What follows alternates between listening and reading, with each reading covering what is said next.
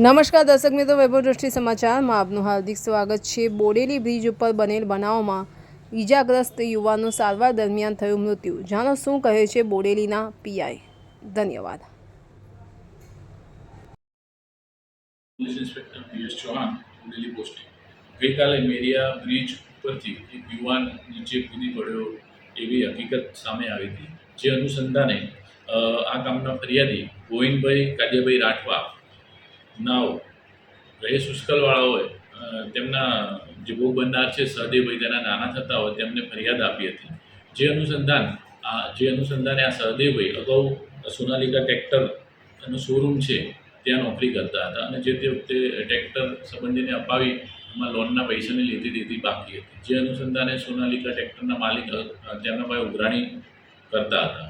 અને જ્યારે ગઈકાલના રોજ આ ભોગ બનનાર સહદેવભાઈ શુષ્કલથી બોડેલી કામે આવતા હતા ત્યારે મેરિયા બ્રિજ ઉપર આ ટ્રેક્ટરના શોરૂમના માલિક જિગ્નેશભાઈ ઈશ્વરભાઈ તેમજ તેમના સાથેના ઈસમો જિગ્નેશભાઈ તાંદલજાવાળો, હેમંતભાઈ અને એક બીજો અજાણ્યો ઈસમ, એમ 4 જણાએ તેને રસ્તા વચ્ચે રોકી અને તેને મારકૂટ કરી હતી અને તેમના પૈસા બાબતની ઉઘરાણી બાબતે મારકૂટ કરી હતી।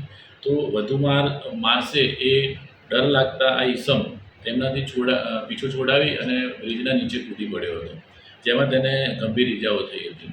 જે બનાવની ગઈકાલ રાતે બીએનએસ કલમ 110, 115(2), 126(2), 351(3), 352 અને કલમ 54 મુજબની ફરિયાદ ગઈકાલ રાતે દાખલ કરી દેવામાં આવી હતી।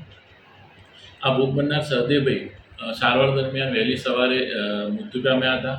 બાદમાં આ એફઆઈઆરમાં કલમ 105 બીએનએસ કલમ 105 મુજબનો ઉમેરો કરી આગળની તપાસ ચાલુ કરી હતી, જેમાં તેમનું પીએમ કરી અને તેમના વાલીને તેમની જે ડેડ બોડી હતી સોંપી હતી। અને આ ગુનાના કામે તપાસ પીએસઆઈ શ્રી વીએન ચાવડાઓનાઓ કરી રહ્યા છે અને આરોપીઓ પકડવા માટેની તજવીજ ચાલુ છે। હાલમાં તપાસ ચાલુ છે। જય હિન્દ।